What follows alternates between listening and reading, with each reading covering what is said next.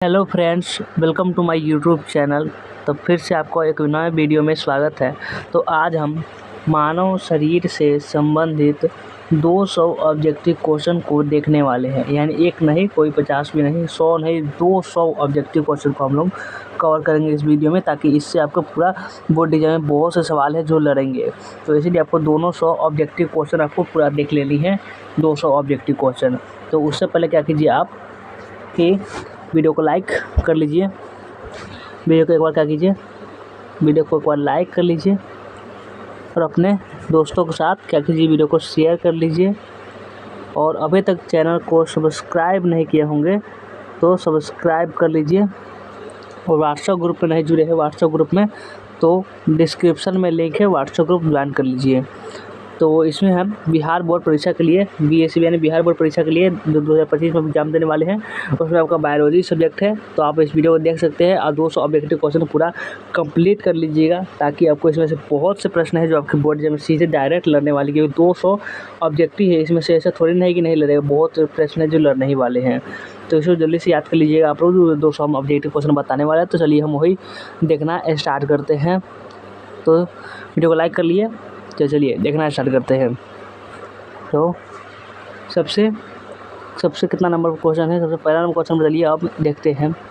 सबसे पहला नंबर आपका क्वेश्चन होगा कि, चलिए देखते हैं सबसे पहला नंबर क्वेश्चन। चलिए सबसे पहला नंबर क्वेश्चन है आपका, सबसे पहला नंबर क्वेश्चन आ गया। पहला नंबर क्वेश्चन में आया आपका कि आ गया, एक वयस्क मानव शरीर में हड्डियाँ कितनी होती है। क्वेश्चन क्या है आपका, एक वयस्क मानव शरीर में हड्डियाँ कितनी होती है। एक में है 312, बी में है 206, सी में है 208 और डी में है 300। एक वयस्क यानी मानव शरीर में हड्डियाँ कितनी होती है, तो ये आपका होती है 206 का हड्डियाँ होती है। ये ऑप्शन नंबर बी हो गया इसका राइट आंसर। और चलिए अगला क्वेश्चन पर चलते हैं। अगला क्वेश्चन है आपका 2 नंबर, अगला क्वेश्चन है आपका 2 नंबर में है आपका। 2 नंबर क्वेश्चन में यह लिखा हुआ आपका कि 2 नंबर क्वेश्चन में है आपका कि, देखते हैं, नवजात शिशुओं में क्या है क्वेश्चन आपका कि, आपका क्वेश्चन है नवजात शिशुओं में हड्डियाँ की, जो नवजात शिशु होते हैं, मतलब अभी अभी जन्मा हुए शिशु होते हैं, जो बच्चा होते हैं, नवजात शिशु में हड्डियों की संख्या लगभग कितनी होती है। जो नवजात शिशु में हड्डियाँ होती है वह कितनी होती हैं। एक में है 200, बी में है 206, सी में है 300 और डी में 350। तो नवजात शिशु में हड्डियों की संख्या कितनी होती है, तो यहाँ पर 300 होती है नवजात शिशु की संख्या। ऑप्शन नंबर सी होगा इसका राइट आंसर। और अगला क्वेश्चन पर चलते हैं। अगला क्वेश्चन है आपका, अगला क्वेश्चन में है आपका कि, अगला क्वेश्चन 3 नंबर है आपका। 3 नंबर क्वेश्चन में यह लिखा हुआ है, मनुष्य की खोपड़ी में कितनी स्थितियाँ होती हैं। मनुष्य की खोपड़ी में कितनी हड्डियाँ होती है। स्थितियाँ मतलब क्या होता है, आप लोग जानते हैं। स्थितियाँ का मतलब होता है आपका हड्डियाँ। तो मनुष्य की खोपड़ी में कितनी हड्डियाँ होती है, तो यह भी आपको होती है 8। ऑप्शन नंबर ए होगा इसका राइट आंसर। और चलिए फटाफट से हम लोगों को 200 ऑब्जेक्टिव क्वेश्चन पढ़नी है, इसे जल्दी जल्दी करते हैं। और अगला ऑब्जेक्टिव क्वेश्चन आपका 4 नंबर है कि, 4 नंबर ऑब्जेक्टिव क्वेश्चन है, मनुष्य के शरीर में पसलियों की कितने जोड़े होते हैं। मनुष्य के शरीर में जो पसलियों के कितने जोड़े होते हैं, तो आपका होते हैं 12 जोड़े होते हैं। 12 जोड़े, ऑप्शन नंबर ए होगा इसका राइट आंसर। और चलिए अगला क्वेश्चन पर चलते हैं। अगला क्वेश्चन पर है अब, अगला क्वेश्चन कितना नंबर है, अगला क्वेश्चन आपका 5 नंबर क्वेश्चन है कि 5 नंबर क्वेश्चन में क्या बोला जा रहा है। 5 नंबर क्वेश्चन में है आपका, शरीर की सर्वाधिक प्रबल स्थिति होती है। यानी शरीर की सबसे ज़्यादा, जो सबसे बड़ियार समझ लीजिए, शरीर की सबसे मजबूत प्रबल स्थिति यानी सबसे मजबूत हड्डी कौन सी होती है। एक में आपका जांघ की क्या हड्डी होती है, वो मजबूत होती है। बी में है जबड़े की, सी में है भुजा में, डी में है गर्दन में। शरीर की सर्वाधिक प्रबल जो स्थिति होती है वो आपका जबड़े की होती है, यानी ऑप्शन नंबर बी हो गया इसका राइट आंसर। और चलिए अगला क्वेश्चन पर चलते हैं। अगला क्वेश्चन पर है हम, अगला क्वेश्चन कितना नंबर है, अगला क्वेश्चन है आपका, चलिए नेक्स्ट क्वेश्चन पर चलते हैं। नेक्स्ट क्वेश्चन आपका कितना नंबर है, नेक्स्ट क्वेश्चन है आपका 6 नंबर। 6 नंबर क्वेश्चन में यह लिखा हुआ है कि, 6 नंबर क्वेश्चन में मानव शरीर के किस भाग में सबसे छोटी हड्डी होती है। मानव जो शरीर होता है पूरा, उसमें सबसे कौन से भाग में सबसे छोटी हड्डी होती है, तो इस सब बहुत आसान सवाल है। पर कान में सबसे छोटी हड्डी होती है, घुटने में नहीं होती है, अंगुली में नहीं होती है, नाक में नहीं होती है। ऑप्शन नंबर ए हो गया इसका राइट आंसर। और अगला क्वेश्चन में चलते हैं। अगला क्वेश्चन आपका है 7 नंबर क्वेश्चन है, मानव शरीर की सबसे लंबी हड्डी होती है, मानव शरीर की सबसे जो लंबी हड्डी होती है, सबसे बड़ा वाला हड्डी होती है, वो कौन सी होती है? इसका PDF ग्रुप में दे देंगे, उसके लिए आप निश्चित रहिए, आप वहाँ से भी याद कर लीजिएगा। तो मानव शरीर की सबसे लंबी हड्डी कौन सी होती है? तो एक में है कि स्टेपिस, बी में है कि फिबुला, सी में है टिबिया और डी में है फीमर। मानव शरीर की सबसे लंबी जो हड्डी, छोटी हड्डी किस में होती है? छोटी हड्डी आपको होती है कान में, सब छोटी हड्डी कान में होती है और लंबी हड्डी फीमर में होती है, यानी ऑप्शन नंबर हो गया डी इसका राइट आंसर। और अगला क्वेश्चन पर चलते हैं। अगला क्वेश्चन पर है आपका कि क्वेश्चन नंबर अब 8 आ गया आपका। 8 नंबर क्वेश्चन में है, निम्नलिखित में कौन मानव के पैर की हड्डी नहीं है? निम्नलिखित में कौन है, जो नीचे कौन लिखा हुआ है, जो मानव के पैर की हड्डी नहीं है, पैर में की हड्डी नहीं है? एक में है टिबिया, जो पैर की ही हड्डी है, ह्यूमरस, जो पैर की हड्डी क्या है, ये नहीं है। इसका जवाब भी हो जाएगा ऑप्शन नंबर बी हो गया। ये आपका ये फीमर भी नहीं होगा, फिबुला भी नहीं होगा। इनमें कौन मानव की पैर की हड्डी नहीं है? तो ये सब है, बस तीनों पैर की हड्डी ही है, तो ये तीनों पैर की हड्डी ही है, लेकिन यह बी वाला नहीं है, तो इसमें नहीं पूछा जा रहा, तो इसलिए ऑप्शन नंबर बी हो गया इसका राइट आंसर। और 9 नंबर क्वेश्चन पर चलते हैं। 9 नंबर क्वेश्चन में है, ह्यूमरस अस्थि कहाँ पाई जाती है? ह्यूमरस तो हमने देखा था क्या, जो मानव जो पैर की हड्डी नहीं थी, कोई दूसरी हड्डी थी, तो ह्यूमरस अस्थि, यानी अस्थि मतलब होता है हड्डी। ह्यूमरस की हड्डी कहाँ पाई जाती है? तो ये आपको पाई जाती है जांघ में नहीं पाई जाती है, पिंडली में नहीं पाई जाती है, अग्रभुजा में नहीं पाई जाती है, ऊपरी भुजा में पाई जाती है, यानी ऑप्शन नंबर सी हो गया इसका राइट आंसर। और अगला क्वेश्चन पर चलते हैं। अगला क्वेश्चन पर है आपका, अगला क्वेश्चन 10 नंबर है आपका कि 10 नंबर क्वेश्चन में है, मानव शरीर में सबसे बड़ी हड्डी कौन सी है? मानव शरीर की सबसे जो बड़ी हड्डी होती है वो कौन सी होती है? एक में है निहाई यानी इनपुलस, बी में है रकाब यानी स्टेपिस, सी में है कान की हड्डी और डी में है जांघ की हड्डी। मानव शरीर की सबसे बड़ी हड्डी होती है वो आपका होती है जांघ की हड्डी, यानी ऑप्शन नंबर डी हो गया इसका राइट आंसर। और चलते हैं अगला क्वेश्चन पर। अगला क्वेश्चन पर 11 नंबर है कि 11 नंबर क्वेश्चन में है, टिबिया नामक हड्डी किसमें पाई जाती है? जो टिबिया नामक एक हड्डी पाई जाती है वो किस में पाई जाती है? तो एक में है खोपड़ी में, बी में है टांग में, सी में है भुजा में और डी में है मुंह में। टिबिया नामक हड्डी किस में पाई जाती है? तो यह आपका पाई जाती है टांग में, यानी ऑप्शन नंबर बी। और चलते हैं अगला क्वेश्चन पर। अगला क्वेश्चन पर है, अगला क्वेश्चन नंबर 12 है कि 12 नंबर क्वेश्चन में आपका है, 12 नंबर क्वेश्चन में है कि मानव शरीर के किस अंग की हड्डी सबसे लंबी होती है? मानव शरीर की किस अंग की जो हड्डी होती है वो बहुत लंबी होती है, छोटी भी नहीं, बड़ी भी नहीं, वो लंबी होती है। एक में है कि मेरुदंड की, बी में है कि जांघ की, सी में है कि रिब केज की और डी में है कि भुजा की। तो मानव शरीर की जो है सबसे लंबी जो हड्डी होती है वो आपको होती है जांघ की, यानी ऑप्शन नंबर बी हो गया इसका राइट आंसर। और चलते हैं हम लोग नेक्स्ट क्वेश्चन पर। 13 नंबर क्वेश्चन है बाकी। 13 नंबर क्वेश्चन है, निम्नलिखित में कौन सी हड्डी मानव का भाग नहीं है? निम्न कौन सी हड्डी है जो मानव का नहीं है? मानव का हड्डी है कौन सा नहीं है? तो इसमें से एक में है कि स्थूणक, बी में है रकाब, सी में है उर्वस्ति और डी में है कुकुद। तो निम्नलिखित में कौन सी जो हड्डी वो मानव भाग का नहीं है? तो आपका नहीं है, उर्वस्ति नहीं है, बाकी कुकुद है, जबकि रकाब है, स्तूक है। अपन नहीं पूछा है तो उर्वस्ति रहेगा, फिर नहीं भी अवसर है तो ऑप्शन नंबर हो गया सी इसका राइट आंसर। और चलिए अगला क्वेश्चन पर चलते हैं हम लोग। अगला क्वेश्चन पर है आपका, अगला क्वेश्चन 14 नंबर है आपका कि 14 नंबर क्वेश्चन में है आपका, वृद्धावस्था में मनुष्य की हड्डियाँ क्यों कमज़ोर हो जाती है? जब कोई आदमी बुढ़ा हो जाता है तो उसकी हड्डियाँ क्यों कमज़ोर पड़ जाती है, ये उसके कारण बतानी है। एक में है कि आयोडीन की कमी से, बी में है कि लोहे की कमी से, सी में है कि कैल्शियम की कमी से, कि डी में है कि कोबाल्ट की कमी से। वृद्धावस्था में मनुष्य की हड्डियाँ क्यों कमज़ोर हो जाती हैं?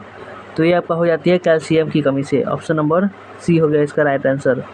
और अगला क्वेश्चन पर चलते हैं। क्वेश्चन नंबर 15 है आपका कि 15 नंबर क्वेश्चन में है कि स्त्री में कौन सा लवण क्या है आपका, स्त्री में कौन सा लवण सर्वाधिक मात्रा में होता है? ये हड्डी में जो कौन सा लवण पाया जाता है, स्त्री मतलब होता है हड्डी, आपको याद रखनी है। हड्डी में कौन सा लवण होता है जो सर्वाधिक मात्रा में पाया जाता है? जबकि कौन सा लवण पाया जाता है? तो आपका कैल्शियम फॉस्फेट पाया जाता है। ये सोडियम क्लोराइड नहीं पाया जाता है, फेरिक नाइट्रेट भी नहीं, मैग्नीशियम कार्बोनेट भी नहीं, और कैल्शियम फॉस्फेट पाया जाता है, यानी ऑप्शन नंबर ए हो गया इसका राइट आंसर। और चलते हैं नेक्स्ट क्वेश्चन पर। नेक्स्ट क्वेश्चन है आपका नेक्स्ट क्वेश्चन 16 नंबर क्वेश्चन है आपका। 16 नंबर क्वेश्चन में यह लिखा हुआ है, स्थितियों एवं पेशियों को आपस में जोड़ता है। जो हड्डियों होता है और जो पेशियाँ होता है उसको आपस में यानी एक साथ जोड़ता है, वो कौन जोड़ता है? तो एक में है लिगामेंट, बी में है कि टेंडन, सी में है कि उपस्थि और डी में है कि एक नई छोटी पेशी। कौन जोड़ता है? स्थितियों को पेशियों से आपस में जो जोड़ने वाला होता है वो आपका टेंडन होता है। क्या होता है? टेंडन। यानी ऑप्शन नंबर बी हो गया इसका राइट आंसर। और चलिए अगला क्वेश्चन पर चलते हैं। अगला क्वेश्चन है आपका कितना नंबर? 17 नंबर क्वेश्चन पढ़ेगा आपका कि नेक्स्ट क्वेश्चन, मनुष्य के जीवन काल में कितने दांत 2 बार विकसित होते हैं? मनुष्य के जीवन काल में जो कितने दांत होते हैं दो दूसरे के बारे में विकसित होते हैं? तो एक में है कि 4, बी में है 12, सी में 20 और डी में है 28। मनुष्य के जीवन काल में जब एक बार दांत टूट जाता है दोबारा दांत जमता है तो सिर्फ 20 दांत उसमें रहते हैं, यानी ऑप्शन नंबर सी हो गया इसका राइट आंसर। और चलते हैं अगले नेक्स्ट क्वेश्चन पर।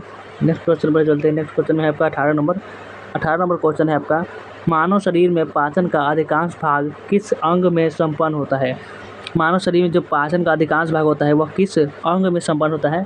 एक में है कि पैंक्रियास में, बी में है बड़ी आंत में, सी में छोटी आंत में, डी में अमाशय में। मानव शरीर में जो पाचन का अधिकांश भाग होता है किस अंग में संपन्न होता है? वो आपका आता है छोटी आंत में, यानी ऑप्शन नंबर सी हो गया इसका राइट आंसर। और अगला क्वेश्चन नेक्स्ट क्वेश्चन पर है पर नेक्स्ट क्वेश्चन में 19 नंबर कि मनुष्य में पाचन क्रिया कहाँ प्रारंभ होती है? मानव जो पचने की जो क्रिया होती है पाचन क्रिया वो कहाँ प्रारंभ होती है, कहाँ से शुरू होती है? एक में है कि मलाशय से, बी में है कि अमाशय से, सी में है कि मुख से और डी में है कि पक्काशय से। तो मनुष्य की जो पाचन क्रिया होती है वो आपका मुख से ही शुरू होती है, यानी ऑप्शन नंबर सी हो गया इसका राइट आंसर। और देखते हैं अगला क्वेश्चन। क्वेश्चन नंबर कितना है? क्वेश्चन नंबर 20 पर चलते हैं। 20 नंबर क्वेश्चन है आपका यह है 20 नंबर क्वेश्चन में कि मानव की पाचन नली लगभग कितने फीट लंबी होती है? मानव की जो होती है पाचन नली वह लगभग कितने फीट लंबी होती है? तो एक में 16 फीट, बी में 18 फीट, सी में 20 फीट और डी में 32 फीट। मानव की पाचन नली लगभग कितने फीट लंबी होती है? तब का ये 32 फीट लंबी होती है, ऑप्शन नंबर डी हो गया इसका राइट आंसर। और चलते हैं अगला क्वेश्चन पर। अगला क्वेश्चन 21 नंबर आपका है। 21 नंबर क्वेश्चन में है, मुख के मुंड यानी स्टार्च का शर्करा में पाचन किसके द्वारा होता है? तो आपका एक में है कि एमाइलेज के द्वारा, बी में है टाइलिन के द्वारा, सी में है पेप्सिन के द्वारा, डी में है लाइपेज के द्वारा। किसके द्वारा होता है? मुख में मंड यानी स्टार्च का शर्करा में पाचन किसके द्वारा होता है? तो आपका टाइलिन नामक एंजाइम के द्वारा होता है, यानी ऑप्शन नंबर बी। तो चलिए अगला क्वेश्चन पर चलते हैं। क्वेश्चन अब आपका है 22 नंबर क्वेश्चन है आपका कि 22 नंबर क्वेश्चन में यह लिखा हुआ है, 22 नंबर क्वेश्चन में है कि पाचन तंत्र का हिस्सा नहीं है, यानी कौन सा जो पाचन तंत्र का हिस्सा नहीं है? एक में है कि यकृत, बी में है कि पित्ताशय, सी में है कर्निया और डी में है आंत। पाचन तंत्र का हिस्सा कौन सा नहीं है? तो यकृत है, पित्ताशय है, आंत है, लेकिन कॉर्निया नहीं है। तो आपको ऑप्शन नहीं पूछा जा रहा है तो ऑप्शन नंबर सी हो गया इसका राइट आंसर। और अगला क्वेश्चन आपका है, फटाफट से हमको 200 क्वेश्चन देखनी है, चलिए देखते हैं। तो 23 नंबर क्वेश्चन के मानव शरीर में उस एंजाइम का नाम बताइए जो कार्बोहाइड्रेट को तोड़ने में मदद करता है। मानव शरीर में उस एंजाइम का नाम बता दीजिए जिसको कार्बोहाइड्रेट को तोड़ कर उसको चूरा बना दे उसको कौन सा एंजाइम होता है? तो आपका होता है एमाइलेज होता है, ऑप्शन नंबर डी होता है इसका राइट आंसर। तो फटाफट से अगला क्वेश्चन पर चलते हैं हम। अगला क्वेश्चन नंबर 24 नंबर क्वेश्चन है आपका। 24 नंबर क्वेश्चन में यह लिखा हुआ है कि 24 नंबर क्वेश्चन में है, दूध प्रोटीन को पचाने वाला एंजाइम है जो दूध और प्रोटीन को एकदम पचा दे, उसको कागज से पचाने जानते हैं कि उसके बाद पचा खत्म कर दे दूध और प्रोटीन को, तो वो कौन सा एंजाइम होता है? तो एक में होता है पेप्सिन, बी में ट्रिप्सिन, सी में रेनिन और डी में है इरोप्सिन। दूध प्रोटीन को पचाने वाला एंजाइम कौन सा होता है? तो वो आपका होता है रेनिन, ऑप्शन नंबर सी। और चलिए अगला क्वेश्चन पर। अगला क्वेश्चन आपका है 25 नंबर क्वेश्चन में है। 25 नंबर क्वेश्चन में यह लिखा हुआ है, पाचन क्षेत्र में भोजन के साथ मिलने वाला पहला एंजाइम निम्नलिखित में से कौन है? जो पाचन क्षेत्र में जो भोजन के साथ जो एंजाइम दिया जाता है पहला एंजाइम निम्नलिखित में से कौन है? एक में है ट्रिप्सिन, बी में है सेल्यूलोज, सी में है कि पेप्सिन और डी में है एमाइलेज। इस सबको आप आंसर कमेंट में लिखते जाइए। पाचन क्षेत्र में भोजन के साथ मिलाने वाला जो पहला एंजाइम होता है वो आपका होता है एमाइलेज, यानी ऑप्शन नंबर डी हो गया इसका राइट आंसर। और चलिए अगला क्वेश्चन पर चलते हैं। अगला क्वेश्चन आपका कितना नंबर है? 26 नंबर क्वेश्चन में है आपका। 26 नंबर क्वेश्चन में कि 26 नंबर क्वेश्चन में यह लिखा हुआ है कि 26 नंबर क्वेश्चन में है लार में कौन सा एंजाइम पाया जाता है। यानी आपको जब आप सोते होंगे तो आप देखते होंगे सभी बच्चे जितने देख रहे हैं सभी जब सोते होंगे तो उसमें से मुंह से जो पानी गिरता होगा उसको लार कहते हैं। इसमें एंजाइम कौन सा एंजाइम पाया जाता है, इसमें भी एक एंजाइम पाया जाता है। एक में है रेनिन, बी में है टाइलिन, सी में है टेनिन और डी में है रेजिन। लार में कौन सा एंजाइम पाया जाता है तो आपका टाइलिन नाम का एंजाइम पाया जाता है जो आपसे मुँह से गिरता है। तो वो ऑप्शन नंबर बी हो गया इसका राइट आंसर। और चलिए अगला क्वेश्चन पर चलते हैं। क्वेश्चन नंबर 27 है आपका कि 27 नंबर क्वेश्चन में आपका है पेट में भोजन को, क्या है क्वेश्चन आपका, क्वेश्चन है कि पेट में भोजन को पचाने के लिए निम्नलिखित में से किसकी खास आवश्यकता होती है। जो पेट में जो भोजन को पचाया जाता है तो वो पचाने के लिए किसकी सबसे ज़्यादा जो ज़रूरत होती है वह किसकी होती है। एक में है कि हवा की, क्या हवा की ज़रूरत होती है, कि पानी की, कि एंजाइम की, कि डी में है खनिज की। पेट में भोजन को पचाने के लिए जो सबसे ज़्यादा जिसकी ज़रूरत होती है वो आपको होती है एंजाइम की। एंजाइम नहीं रहेगा तो भोजन नहीं पचेगा। ऑप्शन नंबर सी हो गया इसका राइट आंसर। और चलिए अगला क्वेश्चन पर चलते हैं। अगला क्वेश्चन आपका है 28 नंबर की। 28 नंबर क्वेश्चन है आपका लार किसके पाचन में सहायक होता है। जो आपका लार होता है वो किसके पाचन में सहायक होता है। एक में है प्रोटीन के, बी में स्टार्च के, सी में फाइबर के, डी में वसा के। तो लार किसके पाचन में सहायक होता है तो आपका स्टार्च के पाचन में सहायक होता है, यानी ऑप्शन नंबर बी। और चलिए अगला क्वेश्चन पर है आपका क्वेश्चन नंबर 29 है। 29 नंबर क्वेश्चन में है आपका मनुष्य की मुख्य गुहा में निम्नलिखित में से किसका पाचन प्रारंभ होता है। मनुष्य की जो मुख्य गुहा होती है उसमें किसका पाचन होता है, वो आपका पाचन होता है कार्बोहाइड्रेट का, यानी ऑप्शन नंबर सी इसका हो गया राइट आंसर। और नेक्स्ट क्वेश्चन पर चलते हैं। नेक्स्ट क्वेश्चन पर जो है आपका, नेक्स्ट क्वेश्चन कितना नंबर है, नेक्स्ट क्वेश्चन आपका है ये 30 नंबर क्वेश्चन है आपका मानव शरीर में भोजन का रक्त द्वारा अवशोषण कहाँ सर्वाधिक होता है।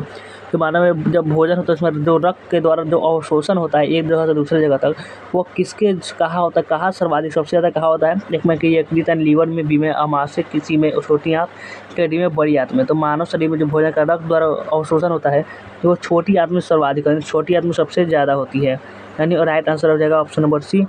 और देखते हैं नेक्स्ट क्वेश्चन पर चलते हैं। नेक्स्ट क्वेश्चन आपका कितना नंबर 31 नंबर क्वेश्चन है कि प्रोटीन का पाचन कहाँ से प्रारंभ होता है। प्रोटीन का पाचन होता है वो कहाँ से प्रारंभ होता है। एक में है कि छोटी आंत से, बी में मुख्य गुहा से, सी में ग्रास नली से, डी में उदर से। तो प्रोटीन का पाचन कहाँ से प्रारंभ होता है तो आपका ये होता है उदर से प्रारंभ। ऑप्शन नंबर डी हो गया इसका राइट आंसर। और चलिए अगला क्वेश्चन पर चलते हैं। अगला क्वेश्चन आपका कितना नंबर है, अगला क्वेश्चन है आपका 32 नंबर क्वेश्चन में आपका है निम्नलिखित में से कौन सी आहार नलिका है। तो निम्नलिखित में कौन सी है जो आहार नलिका है।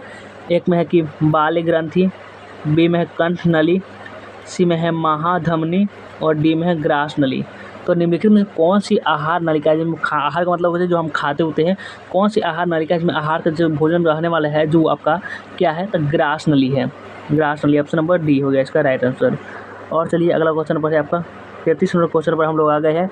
33 नंबर क्वेश्चन में कि पचे हुए भोजन में मौजूद विषैले पदार्थ को कौन सा अंग चूषण करता है। जो पचे हुए भोजन होते हैं उसमें मौजूद विषैले जो पदार्थ होते हैं उसमें कौन सा अंग होता है जो चूसता है उसको, तो वह होता है यकृत यानी लीवर। ऑप्शन नंबर डी हो गया इसका राइट आंसर।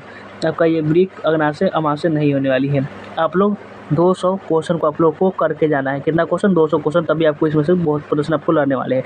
अभी तो 33 ही क्वेश्चन हुआ, आपको बहुत देर आपको रुकनी पड़ेगी। तो चलिए अगला क्वेश्चन चलते हैं।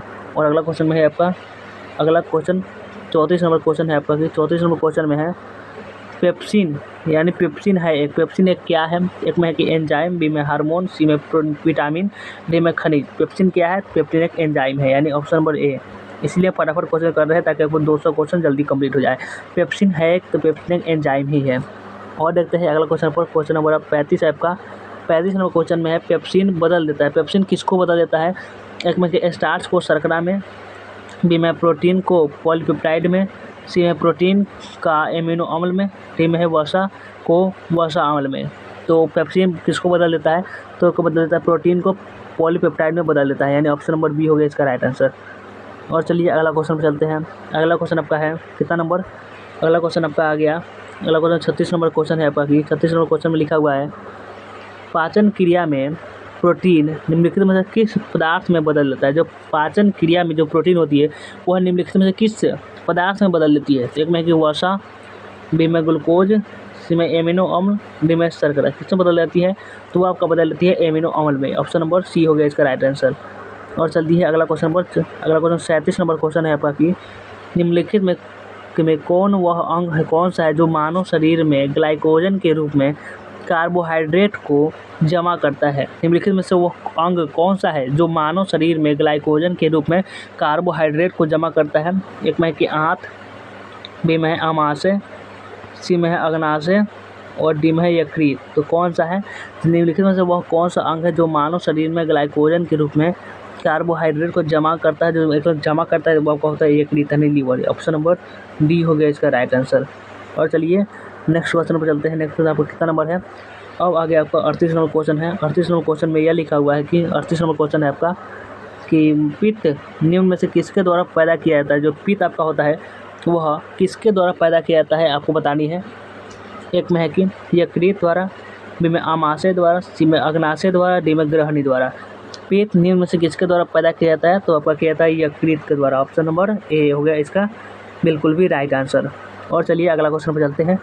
अगला क्वेश्चन आपका है 39 नंबर पर क्वेश्चन है पित्त यानी बाइल जमा होता है। पित्त यानी कहाँ जमा होता है बाइल, तो ये आपका एक में है पित्ताशय में ग्रहणी में, सी में यकृत में, डी में प्लीहा में।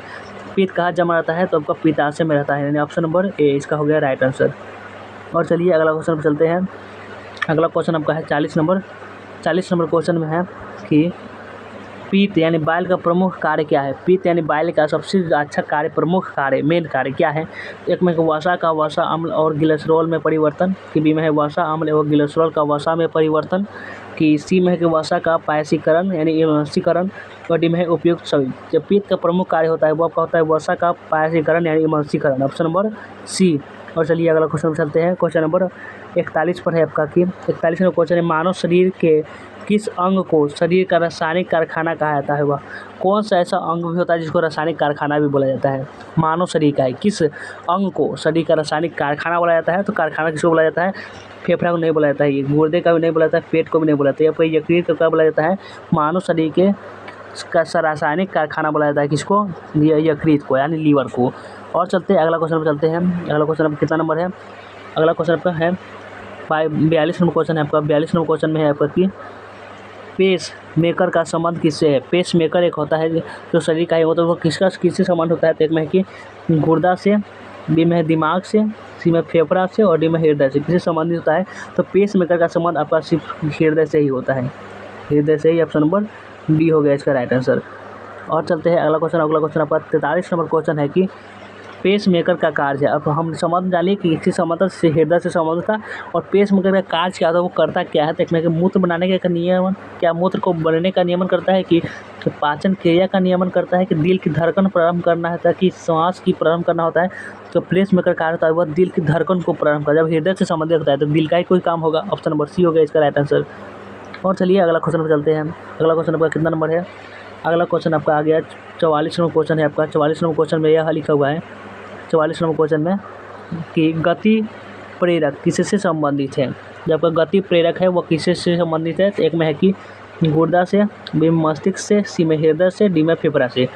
गति प्रेरक किससे संबंधित है, तो आपका हृदय से संबंधित है। ऑप्शन नंबर सी हो गया इसका राइट आंसर। ये गुर्दा से, मस्तिष्क से, फेफड़ा से नहीं है। और चलिए अगला क्वेश्चन पर चलते हैं। क्वेश्चन नंबर 45 नंबर क्वेश्चन आपका आ गया। 45 नंबर क्वेश्चन में निम्नलिखित में से किसकी भित्तियों पर रक्त द्वारा डाले गए दबाव को रक्तचाप ब्लड प्रेशर कहते हैं। निम्नलिखित में किनकी भित्तियों पर रक्त द्वारा डाले गए जो दबाव या रक्तचाप ब्लड प्रेशर कहते हैं, उसकी किसको कहते हैं। एक में हृदय, बी में शीरा, सी में धमनी और डी में क्या है आपका, डी में है आपका कोशिका। तो इसका जवाब हो जाएगा क्या, ऑप्शन नंबर सी इसका राइट आंसर। और चलिए अगला क्वेश्चन पर चलते हैं। अगला क्वेश्चन आपका है कितना नंबर, अगला क्वेश्चन 46 नंबर क्वेश्चन पर है आपका।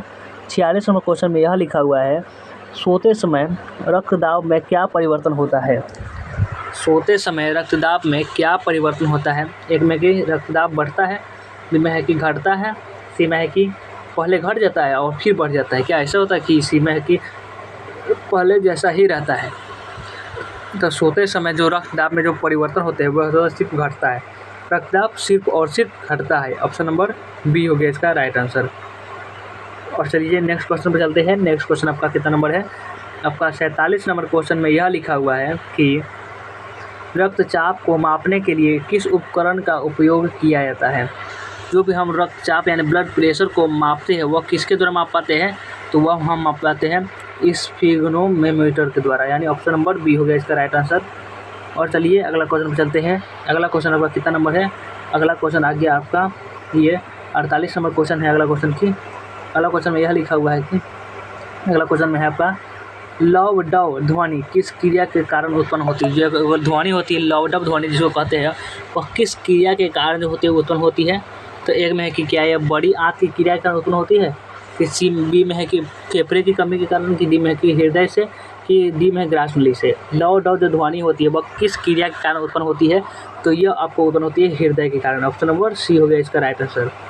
और चलिए अगला क्वेश्चन पर चलते हैं। अगला क्वेश्चन अब नेक्स्ट क्वेश्चन आपका है 49 नंबर क्वेश्चन में यह लिखा हुआ है सिस्टोलिक और डायस्टोलिक शब्द का उपयोग किसके संदर्भ में किया जाता है? एक सिस्टोलिक शब्द होता है, एक होता है डायस्टोलिक शब्द। तो उसका उपयोग किसके संदर्भ में किया जाता है? देखना कि आंखों की दृष्टि के समस्याओं का पता लगाता है, बी में कि रक्त प्लेटलेट्स की गिनती में, किसी में रक्तचाप को मापना में, और डी में रक्त धमनियों का पता लगाना। तो सिस्टोलिक और डायस्टोलिक शब्द का उपयोग किया जाता है, वो आपका किया जाता है रक्तचाप को मापने में, यानी रक्तचाप को मापने में इसका उपयोग किया जाता है। और अगला क्वेश्चन आपका कितना 50 नंबर क्वेश्चन बताइए। 50 नंबर क्वेश्चन है आपका। 50 नंबर क्वेश्चन पर आ गया हम लोग। 50 नंबर क्वेश्चन में आपको बोला जा रहा है कि 50 नंबर क्वेश्चन आपका बहुत आसान है। मनुष्य के शरीर में हृदय को एक बार धड़कने के लिए कितना समय लगता है? कि मनुष्य का जो शरीर में हृदय होता है उसका सिर्फ एक बार धड़कने में कितना समय लगता है? एक में है कि 1 सेकेंड, बी में 1 मिनट, सी में 1.5 सेकेंड और डी में 0.8 सेकेंड। तो यही लगता है 0.8 सेकेंड लगता है, 1 सेकेंड भी नहीं लगता है। कितना लगती है? मनुष्य के शरीर में हृदय को एक बार धड़कने के लिए सिर्फ 1 सेकेंड का नहीं 0.8 सेकेंड का जरूरत है, यानी ऑप्शन नंबर डी हो गया इसका राइट आंसर।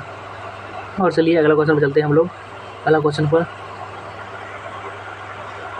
कितना नंबर है आपको क्वेश्चन है? अब है आपका 51 नंबर क्वेश्चन। 51 नंबर क्वेश्चन में है, 52 नंबर क्वेश्चन में हम लोग आ चुके हैं। 52 नंबर क्वेश्चन में आपको ये बोला जा रहा है कि 52 नंबर क्वेश्चन में 52 नंबर क्वेश्चन पर हम लोग आ चुके हैं। 52 नंबर क्वेश्चन में है कि मानव हृदय में कितने कोष्ठक होते हैं? क्या है आपका? मानव हृदय में कितने कोष्ठक होते हैं? तो आपका एक में है कि 2, बी में है 3, सी में है 4 और डी में है 5। मानव हृदय में कितने कोष्ठक होते हैं? तो ये आपका जो कोष्ठकों की इसमें जो संख्या होती है ना वो होती है 4, यानी ऑप्शन नंबर सी हो गया इसका राइट आंसर। और चलिए अगला क्वेश्चन चलते हैं। अगला क्वेश्चन आपका 53 नंबर क्वेश्चन है कि नाड़ी दर कहाँ से मापा जाता है? जो नाड़ी दर होती है वो कहाँ से मापी जाती है? तो वह मापी जाती है धमनी से ही मापी जाती है, यानी ऑप्शन नंबर बी हो गया इसका राइट आंसर। और चलिए अगला क्वेश्चन पर चलते हैं। अगला क्वेश्चन आपका है, अगला क्वेश्चन हम लोग आ चुके हैं 54 नंबर क्वेश्चन पर है।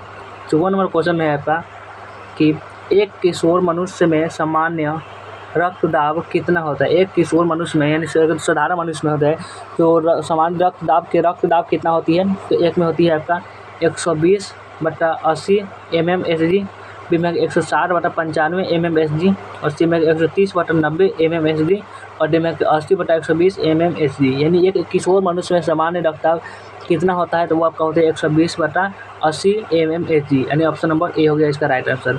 और चलिए अगला क्वेश्चन पर नेक्स्ट क्वेश्चन पर चलते हैं हम लोग। नेक्स्ट क्वेश्चन आपका है ये 55 नंबर क्वेश्चन है। दौड़ लगाते समय मनुष्य का रक्तचाप क्या होता है? जब दौड़ लगाते हैं तो मनुष्य का रक्तचाप क्या होता है?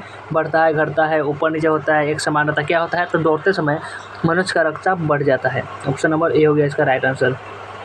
और चलिए अगला क्वेश्चन पर चलते हैं। अगला क्वेश्चन पर है आपका, अगला क्वेश्चन 56 नंबर क्वेश्चन है आपका कि 56 नंबर क्वेश्चन में यह लिखा हुआ है कि कितनी 56 नंबर क्वेश्चन में क्या है? 56 नंबर क्वेश्चन में आ गया, छोटा आउट कर लेते हैं। 56 नंबर क्वेश्चन पर है आपका कि सामान्य जीवन काल में मनुष्य का हृदय लगभग कितनी बार धड़कता है? सामान्य जीवन काल होती है मनुष्य का जो हृदय का जो लगभग कितनी बार धड़कता है? मानव का शरीर होता है कितनी बार धड़कता है? एक में 1 अरब, बी में है 2 अरब, सी में है 3 अरब और डी में है कि 4 अरब। सामान्य जीवन काल में मनुष्य का जो हृदय होता है लगभग कितनी बार धड़कता है? तब तक 2 अरब बार धड़कता है। कितनी बार? 2 अरब, यानी ऑप्शन नंबर बी हो गया इसका राइट आंसर। और चलिए अगला क्वेश्चन पर भी चलते हैं। अगला क्वेश्चन आपका है 57 नंबर क्वेश्चन पर है कि मानव शरीर में हृदय का कार्य क्या है? मानव शरीर में हृदय किसके लिए कार्य करता है? किसका कार्य क्या है? देखने कि पंपिंग स्टेशन की तरह कार्य करता है, कि शरीर की ऊर्जा देने का कार्य करता है, कि तापक्रम बढ़ाना का इसका काम होता है, कि इनमें से कोई नहीं? किसका काम होता है? मानव शरीर में हृदय का कार्य जो होता है वो आपका होता है पंपिंग स्टेशन की तरह होता है, यानी ऑप्शन नंबर ए हो गया इसका राइट आंसर। तो चलिए अगला क्वेश्चन पर चलते हैं। अगला क्वेश्चन आपका है गया 58 नंबर क्वेश्चन है आपका। 58 नंबर क्वेश्चन पर चलते हैं। 58 नंबर क्वेश्चन में है आपका कि 58 नंबर क्वेश्चन आ चुके हैं। 58 नंबर क्वेश्चन आपका है कि शरीर की विशालतम धमनी है। शरीर की सबसे बड़ी धमनी क्या है? एक में वेना केवा, बी में एओर्टा, सी में कोशिका, डी में नीले।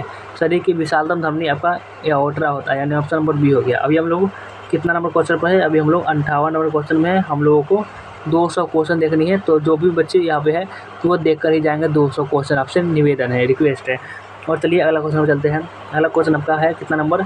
अगला क्वेश्चन आपका आ चुका है ये 59 नंबर क्वेश्चन है। 59 नंबर क्वेश्चन है कि स्वस्थ मानव के शरीर में रक्त की कुल मात्रा कितनी होती है? एक स्वस्थ मानव के जो शरीर होता है, रक्त की कुल मात्रा कितनी होती है? एक में शरीर के वजन का 10%, बी में शरीर के वजन का 25%, सी में शरीर के वजन का 7%, डी में शरीर के वजन का 5%। तो स्वस्थ मानव के शरीर में रक्त की कुल मात्रा कितनी होती है? तो आप कहते हैं शरीर के वजन का 7%। ऑप्शन नंबर सी हो गया इसका राइट आंसर। और चलिए अगला क्वेश्चन पर चलते हैं। अगला क्वेश्चन है आपका कितना नंबर? आपका क्वेश्चन आ चुका है 60 नंबर क्वेश्चन है आपका कि 60 नंबर क्वेश्चन में है आपका एक वयस्क में रक्त का औसत आयन कितना होता है? एक वयस्क में रक्त का औसत जो आयतन होता है वो आपका होता है 3 से 4 लीटर, कि बी में 4 से 5 लीटर, किसी में 5 से 6 लीटर, कि डी में 6 से 7 लीटर। तो एक वयस्क में रक्त का औसत आयतन होता है आपका 5 से 6 लीटर। एक बार 4-5 लीटर नहीं, 3 से 4 लीटर नहीं, 6 से 7 लीटर। ऑप्शन नंबर सी हो गया इसका राइट आंसर। और चलिए अगला क्वेश्चन पर चलते हैं हम लोग। अगला क्वेश्चन आपका है 61 नंबर क्वेश्चन पर आगे है।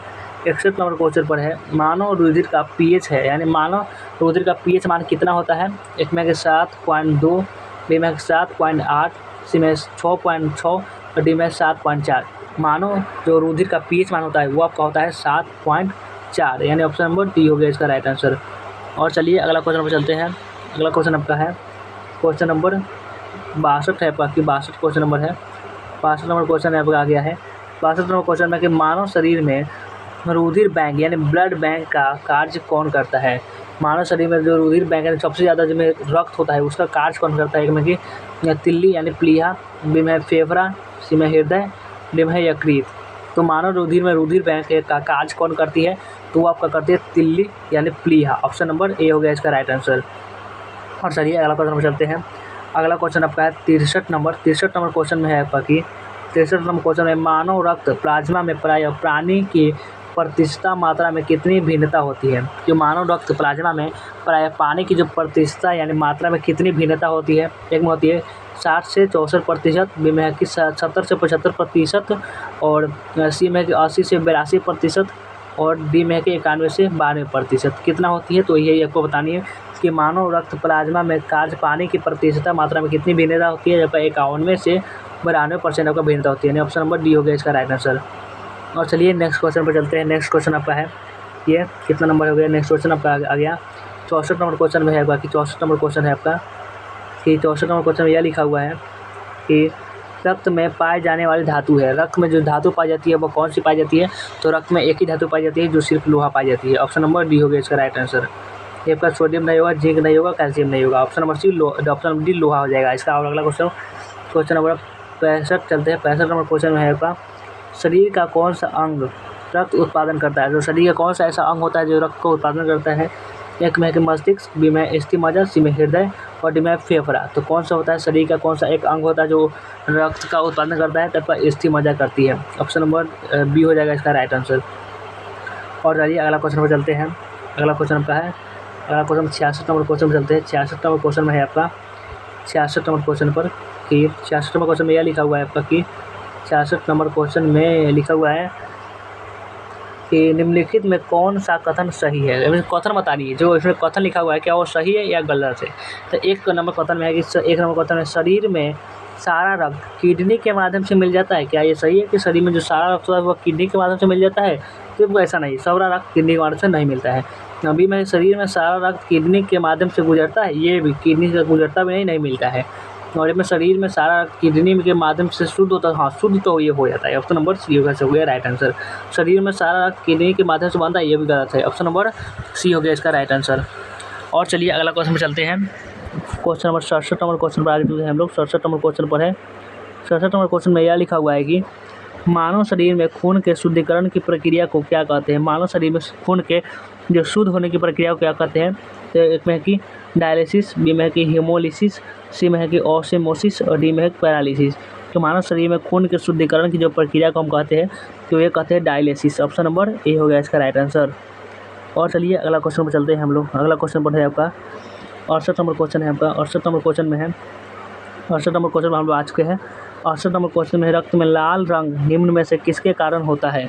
रक्त में जो लाल रंग होता है वह निम्नलिखित में से किसके कारण होता है? एक में है कि प्लाज्मा के कारण, बी में है कि हीमोग्लोबिन के कारण, सी में है कि आरबीसी के कारण और डी में है डब्ल्यूबीसी के कारण। रक्त में लाल रंग किसके कारण होता है? तब का होता है हीमोग्लोबिन के कारण। ऑप्शन नंबर बी हो गया इसका राइट आंसर। और चलिए अगला क्वेश्चन पर चलते हैं। अगला क्वेश्चन आपका है कितना नंबर? 69 नंबर क्वेश्चन है। 69 नंबर, हीमोग्लोबिन में होता है, हीमोग्लोबिन में क्या होता है?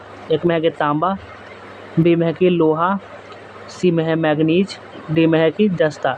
तो हीमोग्लोबिन में जो होता है वो आपका होता है लोहा। Option number B. बाकी सब ये तांबा, मैग्नीज, जस्ता नहीं होता है। और चलिए नेक्स्ट क्वेश्चन पर चलते हैं। नेक्स्ट क्वेश्चन आपका आ चुका है। नेक्स्ट क्वेश्चन आपका 70 नंबर क्वेश्चन है कि 70 नंबर क्वेश्चन में यह लिखा हुआ है आपका, थोड़ा बड़ा कर देते हैं। 70 नंबर क्वेश्चन में है आपका कि शरीर में हीमोग्लोबिन का कार्य है, यानी शरीर में हीमोग्लोबिन का कार्य कौन करता है? एक में है कि ऑक्सीजन का परिवहन, बी में है कि जीवाणु का नाश, सी में है कि रक्तलापता का निवारण, डी में है लौह का उपयोजन। शरीर में हीमोग्लोबिन का जो कार्य करता है वो आपका एक ही करता है, ऑक्सीजन का परिवहन। ऑप्शन नंबर ए होगा इसका राइट आंसर। और चलिए नेक्स्ट क्वेश्चन पर चलते हैं। नेक्स्ट क्वेश्चन आपका है 71 नंबर कि हीमोग्लोबिन किसका महत्वपूर्ण घटक है? हीमोग्लोबिन जो है किसका महत्वपूर्ण घटक है? एक में है कि आरबीसी का, बी में है डब्ल्यूबीसी का, सी में है पट्टिकाणु का, डी में है जीवद्रव का। तो हीमोग्लोबिन किसका महत्वपूर्ण घटक है? तो आपका है आरबीसी का। ऑप्शन नंबर ए हो गया इसका राइट आंसर। आरबीसी का ये महत्वपूर्ण घटक है। और चलते हैं अगला क्वेश्चन पर। क्वेश्चन नंबर कितना नंबर है? 72 नंबर क्वेश्चन में हम लोग आ चुके हैं। 72 नंबर पर क्वेश्चन में आ गया कि 72 नंबर क्वेश्चन में यह लिखा हुआ है, कौन सी जो आपका क्या है आपका क्वेश्चन की कौन सी रक्त वाहिकाएँ साफ रक्त फेफड़ों से हृदय में लेती है? जो एकदम साफ रक्त देती है, शुद्ध रक्त लेती है, कौन सी वाहिकाएँ होती है जो साफ रक्त फेफड़ों से हृदय में लेती है? एक में कि फुफ्फुस धमनी होती है, कि शुद्ध धमनी होती है, कि हृदय शिरा होती है, कि फुफ्फुस शिरा होती है? कौन सी रक्त वाहिकाएँ होती है जो साफ रक्त फेफड़ों में लेती है या फिर फुफ्फुस शिरा लेती है? ऑप्शन नंबर डी होगा इसका राइट आंसर। और चलिए अगला क्वेश्चन पर चलते हैं। अगला क्वेश्चन आपका है कितना नंबर? 73 नंबर क्वेश्चन में है, निम्नलिखित में से किसकी सहायता से रक्त द्वारा ऑक्सीजन ले जाया जाता है? निम्नलिखित में किसकी सहायता से रक्त द्वारा ऑक्सीजन ले जाया जाता है? ये ले जाया जाता है लोहित कोशिका के द्वारा। Option number A. बाकी ये सब आपका नहीं होगा, बाकी ये सब आपका परमाणु लसिका ये सब कुछ नहीं होगा। ऑप्शन नंबर ए होगा इसका राइट आंसर। और चलिए अगला क्वेश्चन पर चलते हैं। अगला क्वेश्चन आपका है 74 नंबर क्वेश्चन में है। 74 नंबर क्वेश्चन पर हम लोग आ चुके हैं। 74 नंबर क्वेश्चन लिखा हुआ है कि आपका कि 74 नंबर क्वेश्चन में किसके मौजूदगी के कारण शरीर के भीतर रक्त जमता नहीं है? कौन से एक उपस्थित होता है जिसके कारण रक्त शरीर में जम नहीं पाता है? एक में है कि फाइब्रिन के कारण, बी में है कि प्लाज्मा के कारण, सी में है कि हीमोग्लोबिन के कारण, डी में है कि हेपरिन के कारण। किसके मौजूदगी के कारण शरीर के भीतर जो रक्त नहीं जम पाता है? तो कहीं हेपरिन के कारण नहीं जम पाता है। ऑप्शन नंबर डी के कारण। ये नहीं, ये अगर होता है तो शरीर में जमने ही नहीं देगा, बाकी सब जमा देगा, लेकिन यही नहीं जमा सकता है। और चलिए अगला क्वेश्चन पर है 75 नंबर क्वेश्चन पर हम आ चुके हैं। 75 नंबर क्वेश्चन में आपका, हमारे शरीर की कौन सी कोशिकाएं मानव शरीर के सैनिक के रूप में प्रसिद्ध है? हमारे शरीर की कोशिकाएं कौन सी कोशिकाएं जो मानव शरीर के सैनिक के रूप में प्रसिद्ध है? एक में है कि श्वेत रक्त कोशिकाएं, बी में है कि बेसोफिल्स, सी में है कि लाल रक्त कोशिकाएं और डी में है कि इओसिनोफिल्स। हमारे जो शरीर की कौन सी कोशिकाएं जो मानव शरीर के सैनिक के रूप में कार्य करती है? तो श्वेत रक्त कोशिकाएं होती है। ऑप्शन नंबर ए हो गया इसका राइट आंसर। और अगला क्वेश्चन पर चलते हैं। अगला क्वेश्चन आपका है कितना नंबर? अगला क्वेश्चन पर हम लोग आ चुके हैं। अगला क्वेश्चन नंबर 76 नंबर क्वेश्चन है कि 76 नंबर क्वेश्चन में बोला जा रहा है, रुधिर के प्लाज्मा में निम्नलिखित में से किसके द्वारा एंटीबॉडी निर्मित होती है? रुधिर के जो प्लाज्मा में निम्नलिखित में से किसके द्वारा एंटीबॉडी निर्मित होती है? एक में कि मोनोसाइट के द्वारा, बी में कि लिम्फोसाइट के द्वारा, सी में इओसिनोफिल के द्वारा, डी में कि न्यूट्रोफिल के द्वारा। रुधिर के प्लाज्मा में निम्नलिखित में से किसके द्वारा एंटीबॉडी बनती है? जो उसमें जो रक्षात्मक जो उपाय बनती है एंटीबॉडी किसके कारण बनती है? तो आपका लिम्फोसाइट के कारण बनती है। ऑप्शन नंबर बी हो गया। फटाफट से हम लोगों को 200 क्वेश्चन पढ़नी है। तो कितना क्वेश्चन? 200 क्वेश्चन। आप लोग बने रहिए 200 क्वेश्चन देखने के लिए। और चलिए अगला क्वेश्चन पर चलते हैं। अगला क्वेश्चन आपका है 77 नंबर क्वेश्चन पर हम लोग आ चुके हैं। 77 नंबर क्वेश्चन, लाल रक्त कणिकाएं यानी आरबीसी किस नाम से जानी जाती है? आरबीसी किस नाम से जानी जाती है? तो एक में है कि इरिथ्रोसाइटस से, बी में है कि ल्यूकोसाइटस से, सी में है थ्रोम्बोसाइटस से और डी में है इओसिनोफिल से। लाल रक्त कणिकाएं होती है किस नाम से जानी जाती है? तो ये जानी जाती है आपकी किस नाम से?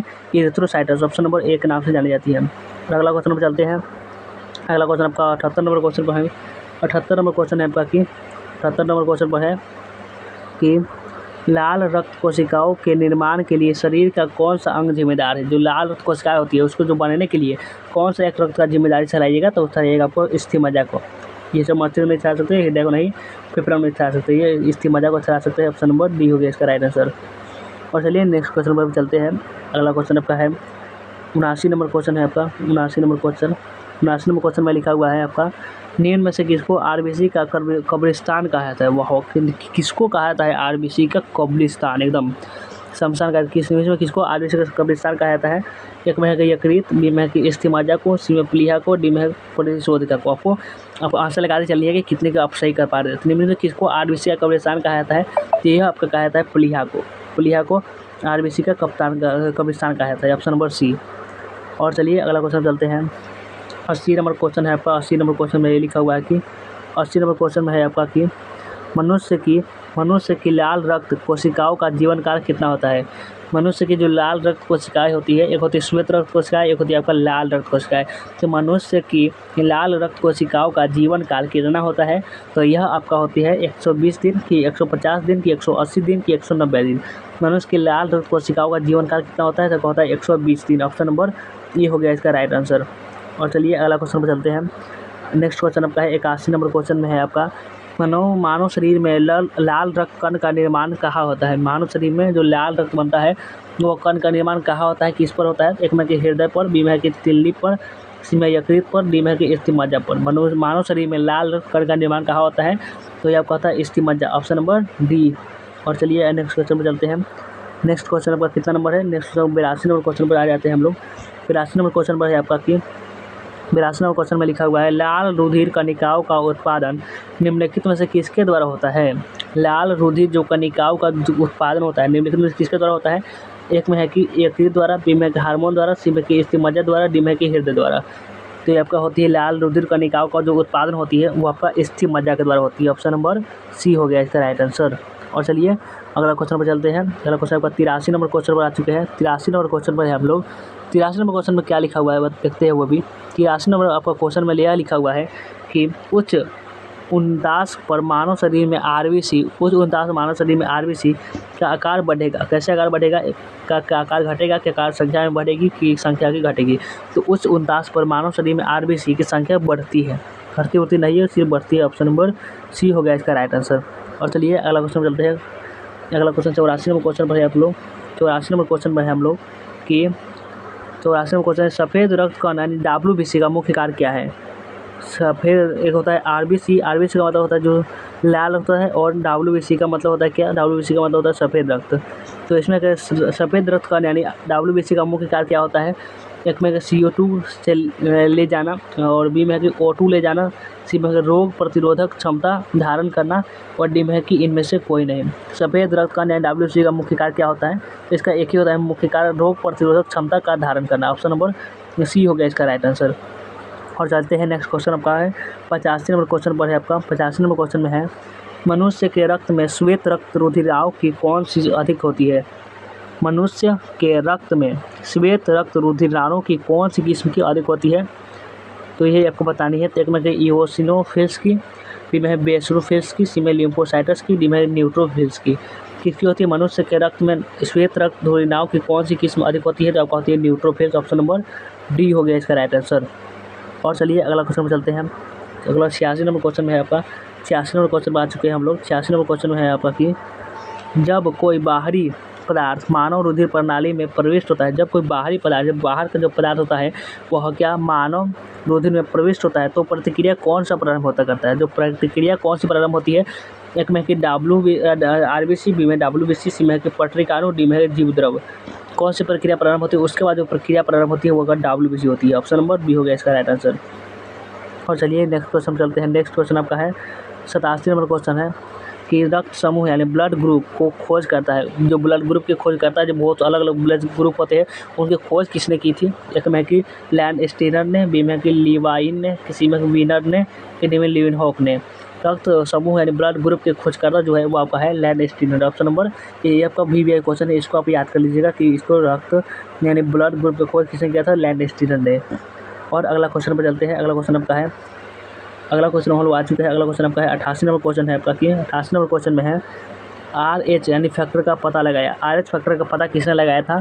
तो जो RH फैक्टर का पता लगाने वाला था वे एक में है लीeuwenhoek ने, बी में लैंडस्टीनर ने, बी में है कि वीएनर ने और सी में है कि डी में है कि लैंडस्टीन तथा वीएनर ने, दोनों ने। तो RH का फैक्टर का पता लगाने वाला एक ही वैज्ञानिक तो लैंडस्टीन तथा वीएनर ने। ऑप्शन नंबर डी हो गया इसका राइट आंसर। ये आपका ये लीeuwenhoek, लैंडस्टीन, वीएनर ये सब नहीं होगा। ऑप्शन नंबर सिर्फ डी होगा इसका राइट आंसर। और चलिए अगला क्वेश्चन आपका है 79 नंबर क्वेश्चन में किस रुधिर वर्ग में एंटीबॉडी नहीं पाई जाती है? कौन से रुधिर वर्ग जिसमें एंटीबॉडी नहीं पाई जाती है?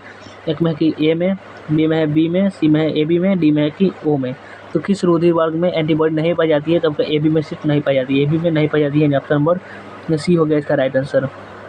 और चलिए अगला क्वेश्चन चलते हैं 90 नंबर क्वेश्चन हम लोग आ चुके हैं। 90 नंबर क्वेश्चन है आपका कि 90 नंबर क्वेश्चन में यह लिखा हुआ है किस रुधिर वर्ग में दोनों एंटीबॉडी पाई जाती है?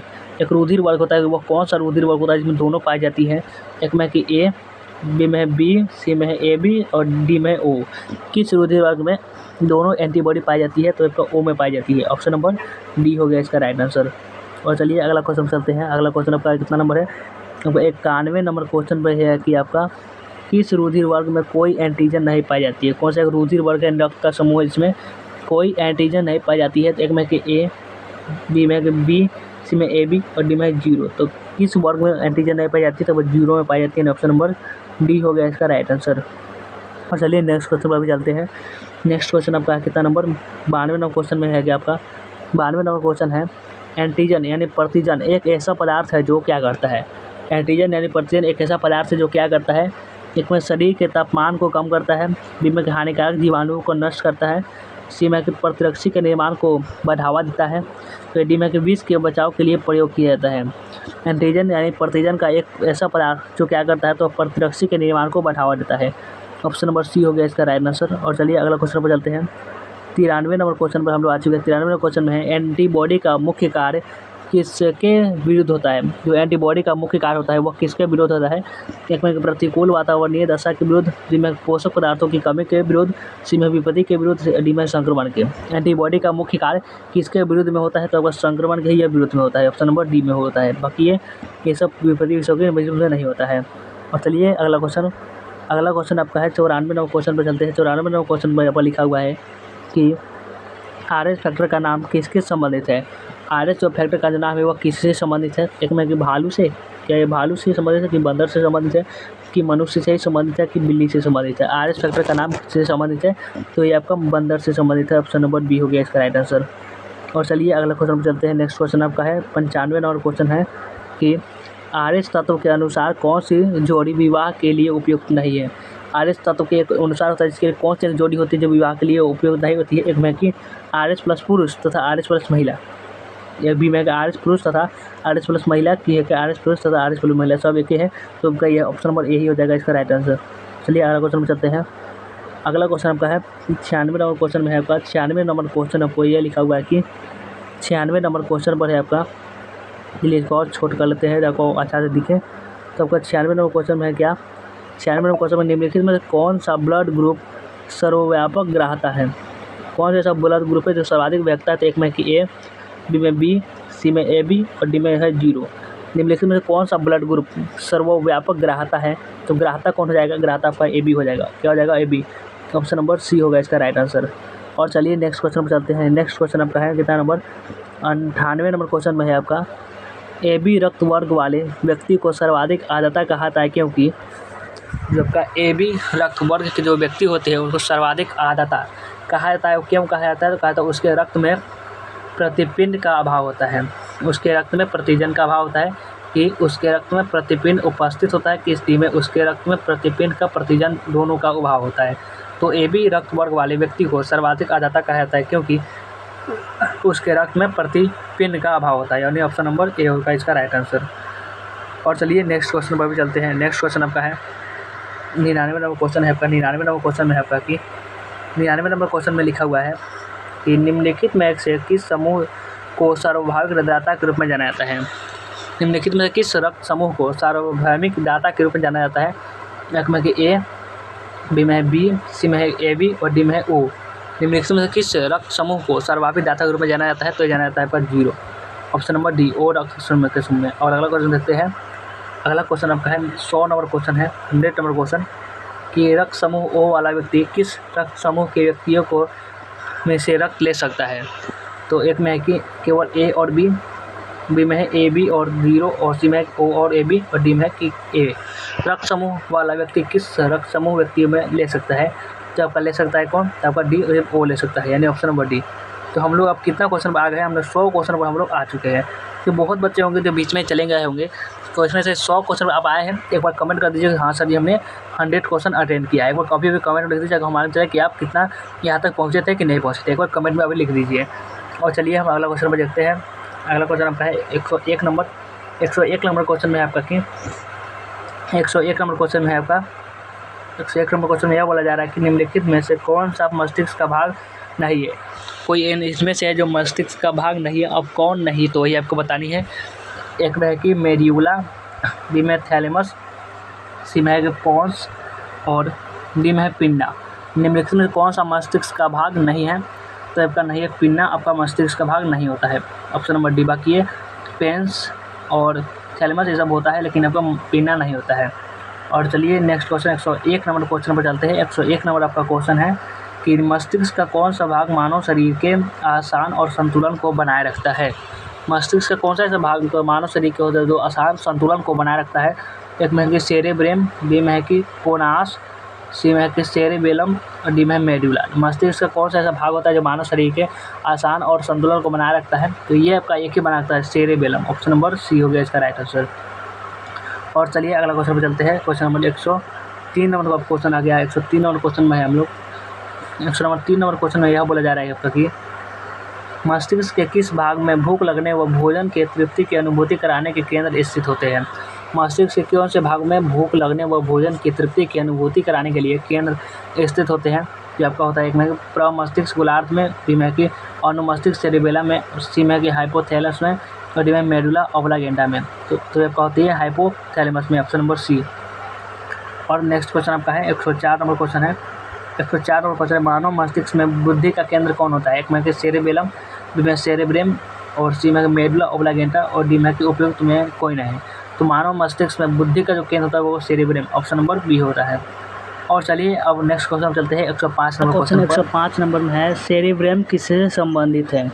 ए नंबर है यकृत से, बी नंबर है हृदय से, सी नंबर है मस्तिष्क से, डी नंबर है नाड़ी से। सेरेब्रम किससे संबंधित है, तो आपका हो जाएगा मस्तिष्क से यानी माइंड से, ऑप्शन नंबर सी हो गया इसका राइट आंसर। और अगला क्वेश्चन पर चलते हैं। अगला क्वेश्चन आपका 106 नंबर क्वेश्चन है। नेक्स्ट क्वेश्चन आपका है मनुष्य के मस्तिष्क का सबसे बड़ा भाग है। एक में है मस्तिष्कांका, बी नंबर में है अनुमस्तिष्क, सी में है प्रमस्तिष्क, डी में है मध्य मस्तिष्क। मनुष्य के मस्तिष्क का सबसे बड़ा भाग है तो यह है प्रमस्तिष्क, ऑप्शन नंबर सी हो गया इसका राइट आंसर। और नेक्स्ट क्वेश्चन आपका है, नेक्स्ट क्वेश्चन कितना नंबर, नेक्स्ट क्वेश्चन आपका होगा यही 107 नंबर क्वेश्चन में है आपका 107 नंबर क्वेश्चन है मानव शरीर की किन कोशिकाओं में सबसे कम पुनः संयोजन शक्ति होती है। ए नंबर में है कि मस्तिष्क कोशिकाओं में, बी नंबर पेशी कोशिकाओं में, सी नंबर स्थिर कोशिकाओं में, और डी नंबर यकृत कोशिकाओं में। मानव शरीर की किन कोशिकाओं में सबसे कम पुनः संयोजन शक्ति होती है, ये होती है मस्तिष्क कोशिकाएं, ऑप्शन नंबर ए इसका हो जाएगा राइट आंसर। और अगला क्वेश्चन पर चलते हैं। अगला क्वेश्चन आपका है 108 नंबर प्रश्न है तंत्रिका तंत्र की लघुतम संरचनात्मक तथा शरीर क्रियात्मक इकाई कौन सी है। एक में है सेंट्रियोन, बी में है डेंड्रोन, सी में है एक्सॉन, और डी में है न्यूरॉन।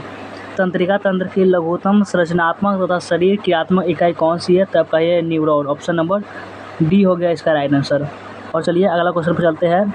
अगला क्वेश्चन 109 नंबर आपका है। 109 नंबर क्वेश्चन है, आपको बोला जा रहा है 109 नंबर क्वेश्चन में कि मानव शरीर की सबसे बड़ी कोशिका कौन सी होती है। मानव शरीर की जो सबसे बड़ी कोशिका होती है वो कौन सी होती है।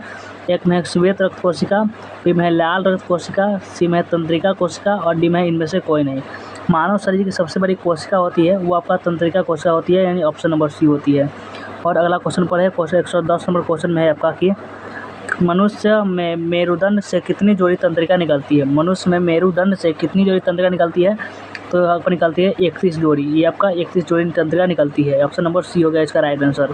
बाकी ये 12, 13 और 33 नहीं निकलती है, 31 जोड़ा मनुष्य की मेरुदंड से तंत्रिका निकलती है। और चलते हैं अगला क्वेश्चन पर 111 नंबर क्वेश्चन है आपका कि 111 नंबर क्वेश्चन में है 111 नंबर की प्रतिवर्ती क्रियाओं का नियंत्रण केंद्र कहाँ पर है। एक में है प्रमस्तिष्क में, बी में अनुमस्तिष्क में, सी में कशेरुकी रज्जु में, डी में तंत्रिका कोशिका में। प्रतिवर्ती क्रियाओं का नियंत्रण केंद्र कहाँ पर है? आपका है कशेरुक रज्जु। ऑप्शन नंबर सी हो गया इसका राइट आंसर। और 12 नंबर क्वेश्चन चलते हैं। 12 नंबर क्वेश्चन है आपका कि श्वसन की क्रिया संपन्न होती है। एक में है माइटोकॉन्ड्रिया में, सी में है हरित लवकों में, सी में है राइबोसोम में और डी में है लाइसोसोम में। श्वसन की जो क्रिया संपन्न होती है वो आपका माइटोकॉन्ड्रिया में होती है, ऑप्शन नंबर ए में। और नेक्स्ट क्वेश्चन आपका है, नेक्स्ट क्वेश्चन कितना नंबर है?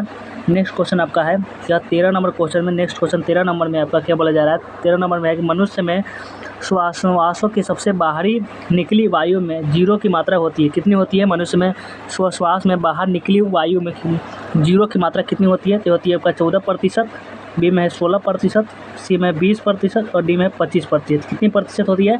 तो ये आपका 16% होती है, 16%, यानी ऑप्शन नंबर बी हो गया इसका राइट आंसर। और चलते हैं अगला क्वेश्चन पर। अगला क्वेश्चन आपका है ये 114 नंबर क्वेश्चन है कि ग्लूकोज के पूर्ण ऑक्सीकरण के फलस्वरूप कितने अणु एटीपी का निर्माण होता है? ए में है कि 2, बी में है 28, सी में है 38 और डी में है 48।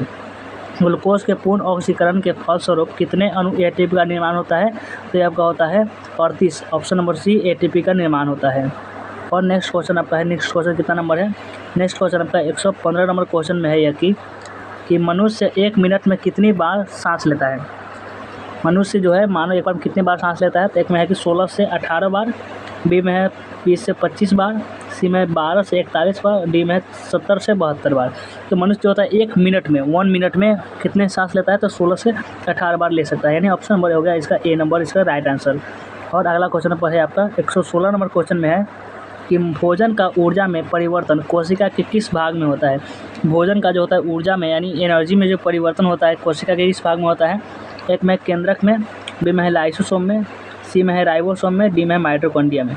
भोजन का ऊर्जा में परिवर्तन कोशिका किस भाग में होता है? तो होता है माइटोकॉन्ड्रिया, ऑप्शन नंबर डी हो गया इसका राइट आंसर।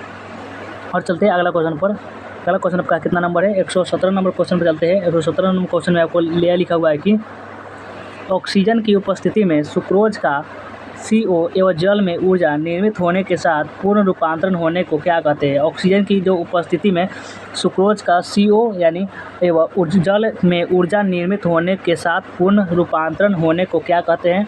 एक में है वायु श्वसन, बी में है अवायवीय श्वसन, सी में है ग्लाइकोलिसिस और डी में है जल अपघटन। ऑक्सीजन की उपस्थिति में जो सुक्रोज का जल में ऊर्जा का परिवर्तन होता है उसे हम वायु श्वसन कहते हैं, यानी ऑप्शन नंबर ए होगा इसका राइट आंसर। और चलते हैं नेक्स्ट क्वेश्चन आपका है 118 नंबर क्वेश्चन में है कि हमारी छोड़ी हुई सांस की हवा में CO की मात्रा लगभग कितनी होती है? हमारे जो हम सांस लेते हैं कार्बन डाइऑक्साइड से, फिर जब छोड़ते हैं तो कितनी प्रतिशत हम लेते हैं? एक में है कि 4%, बी में है कि 8%, सी में 12%, डी में 16%। कितनी प्रतिशत? तो ये होगा आपका 4%। सबसे कम 4% आपका राइट आंसर हो जाएगा, ऑप्शन नंबर ए होगा इसका राइट आंसर। और चलिए नेक्स्ट क्वेश्चन में चलते हैं। 118 नंबर क्वेश्चन देख लिए। 119 नंबर क्वेश्चन में चलते हैं। 119 नंबर आपका क्वेश्चन में है कि 119 नंबर क्वेश्चन है आपका 119 नंबर क्वेश्चन आ गया। इसमें हम लोग चरण देखने वाले दूसरा क्वेश्चन देखेंगे, जिसमें 119 नंबर क्वेश्चन है केब्स चक्र में किसका संश्लेषण होता है? केब्स चक्र में किसका संश्लेषण होता है? एक में लैक्टिक अम्ल का, बी में है पायरुक अम्ल का, सी में ग्लूकोज वो ATP का और डी में फॉर्म्यूरिक अम्ल का। तो ये आपका हो जाएगा राइट आंसर क्या? पायरुविक अम्ल, ऑप्शन नंबर बी होगा इसका right answer. Next question 120 number है।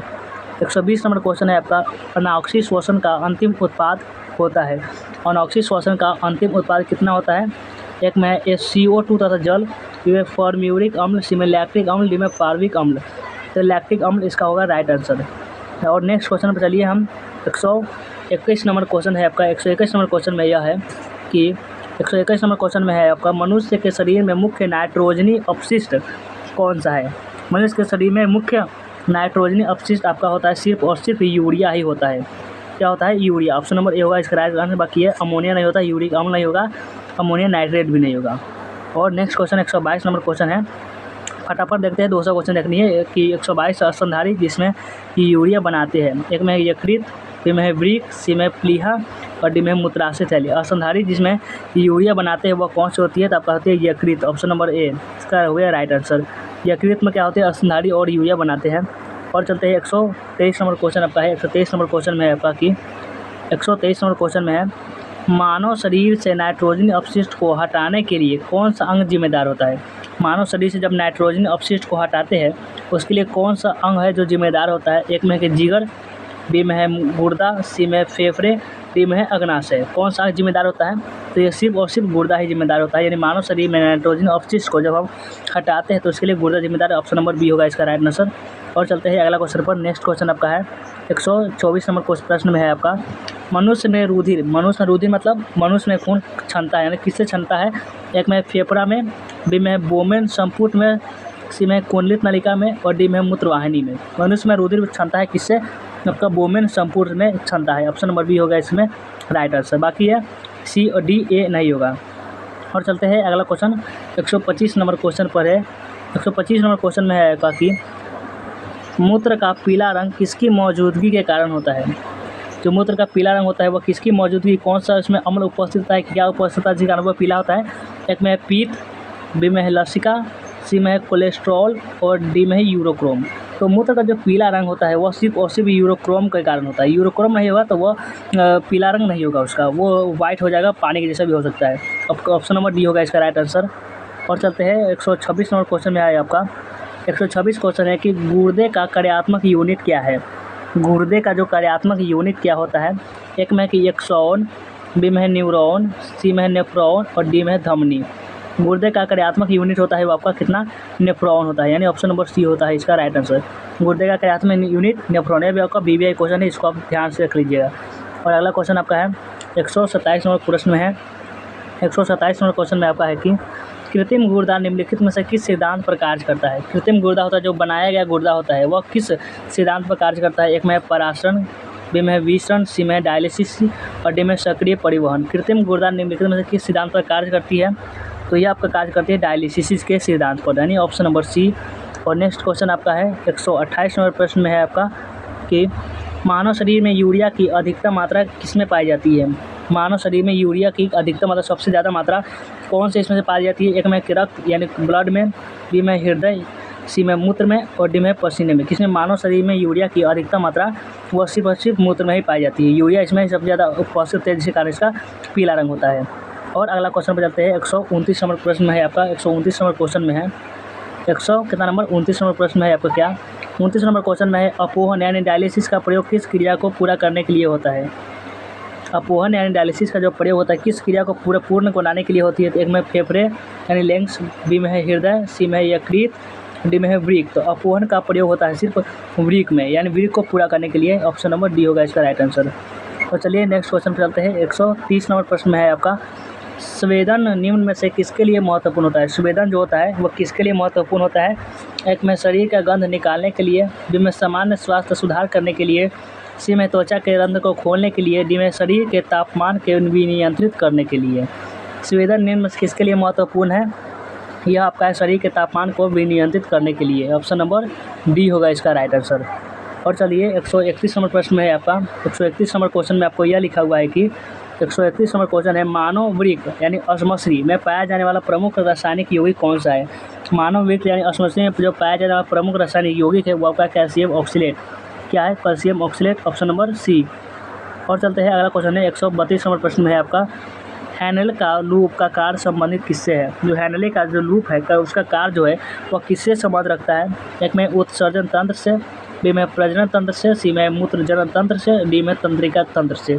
हैनले का जो लूप का कार्य संबंधित होता है वो आपका होता है उत्सर्जन तंत्र से। ऑप्शन नंबर ए होगा इसका राइट आंसर। और नेक्स्ट क्वेश्चन चलते हैं 100 कितना नंबर क्वेश्चन है? अगला क्वेश्चन आपका है 133 नंबर प्रश्न में है आपका। 133 नंबर प्रश्न में है आपका सामान्यतः निषेचन होता है। सामान्यतः निषेचन किससे होता है? एक में है डिम्ब वाहिनी नली में, बी में है गर्भाशय में, सी में है ग्रीवा में और डी में है आच्छद योनि में। तो सामान्यतः निषेचन किस में होता है? तो डिम्ब वाहिनी यानी डिम्ब वाहिनी नली में होता है। ऑप्शन नंबर ए हो गया इसका राइट आंसर। फटाफट से हम लोग क्वेश्चन को देखते हैं। और अगला क्वेश्चन आपका है यही 134 नंबर प्रश्न में है आपका गर्भाशय में विकसित हो रहे भ्रूण को किस संरचना द्वारा पोषण मिलता है?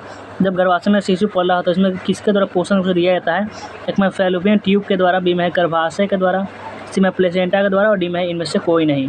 गर्भाशय में जो विकसित भ्रूण होते हैं उसको जो पोषण दिया जाता है वो आपको प्लेसेंटा के द्वारा दिया जाता है। ऑप्शन नंबर सी यही उसका कार्य पूरा पूर्ण करती है। अब 135 नंबर क्वेश्चन देखते हैं। 135 नंबर क्वेश्चन में है आपका कि इसमें क्या बोला जा रहा है? इसमें आपको 35 नंबर क्वेश्चन में है कि गर्भाशय में मानव भ्रूण किस द्रव्य में तैरता रहता है। गर्भाशय में जो भ्रूण होती है, जो शिशु होता है, वह किस द्रव्य में तैरता रहता है। एक में है कि कोरियोनिक द्रव्य, बी में है कि अमनियोटिक द्रव्य, सी में प्लेसेंटल द्रव्य, डी में इनमें से कोई नहीं। गर्भाशय में मानव भ्रूण किस द्रव्य में तैरता रहता है, तो ये अमनियोटिक द्रव्य में, अमनियोटिक द्रव्य बी, ऑप्शन नंबर बी होगा इसका राइट है, जिसमें ये वह तैरता रहता है। ये भी आपका बीबीआई क्वेश्चन है, इसको भी आप अपन जरूर ध्यान में रखिएगा। और अगला क्वेश्चन आपका है 136 नंबर प्रश्न में है आपका, दो युग्मकों के संयोजन को क्या कहते हैं। जब दो युग्मक आपस में संयोजन करता है तो इसको तब निषेचन करते हैं। आपका सब्जेक्टिव क्वेश्चन में भी पूछा जाता है, यानी इसको भी एग्जाम में आ चुका है, तो ये भी आपको बीबीआई क्वेश्चन समझ लीजिए, इसको भी आप एक बार याद कर लीजिएगा। और नेक्स्ट क्वेश्चन आप देखते हैं कितना नंबर 137 नंबर प्रश्न में है आपका कि 137 नंबर प्रश्न है आपका कि इसमें गर्भाशय में शिशु के विकास की जानकारी हेतु किसका प्रयोग किया जाता है। गर्भाशय में शिशु जो विकास कर रही है कि नहीं, इसको जानकारी जब लेना है तो किसका प्रयोग कर सकते हैं। एक में एक्स किरणें, बी में गामा किरणें, सी में अल्ट्रासाउंड और डी में अल्ट्रासाउंड किरणें। तो ये सिर्फ और सिर्फ किसका, जब गर्भाशय में शिशु के विकास की जानकारी है तो हम सिर्फ अल्ट्रासाउंड एक ऐसा साधन है जिसके द्वारा हम पता कर सकते हैं कि शिशु में क्या पल रहा है ऐसा। और अगला क्वेश्चन आपका कितना है, अगला क्वेश्चन आपका है 138 नंबर प्रश्न में है आपका 138 नंबर प्रश्न में, भ्रूण के विकास के लिए निम्नलिखित में से किस अंग के द्वारा खाद की पूर्ति की जाती है। भ्रूण के विकास करना हो तो निम्नलिखित में से किस अंग के द्वारा ही खाद की पूर्ति की जा सकती है। एक में है गर्भाशय, बी में है बीजांडासन, सी में है अंडाशय, डी में है परागम। तो ये बीजांडासन यानी ऑप्शन नंबर बी होगा इसका राइट आंसर, इसके द्वारा हम पूर्ति की जा सकती है। तो चलिए और अगला क्वेश्चन में देखते हैं। तो बस इतना ही था, तो चलिए वीडियो को एंड करते हैं और मिलते हैं फिर किसी नेक्स्ट वीडियो में। आपको ये क्लास कैसा लगा कमेंट में ज़रूर बताइएगा। तो चलिए, अगर कोई लाइक नहीं किया हो तो लाइक कर लीजिएगा और सब्सक्राइब नहीं किया हो तो कर लीजिएगा। और अपने क्या कीजिएगा, सब्सक्राइब करने के बाद कमेंट में लिख दीजिएगा कि आपसे कितना सही हुआ ऑब्जेक्टिव और आज के क्लास कैसा रहा। तो चलिए, टेक केयर एंड बाय, मिलते हैं फिर किसी नेक्स्ट वीडियो में।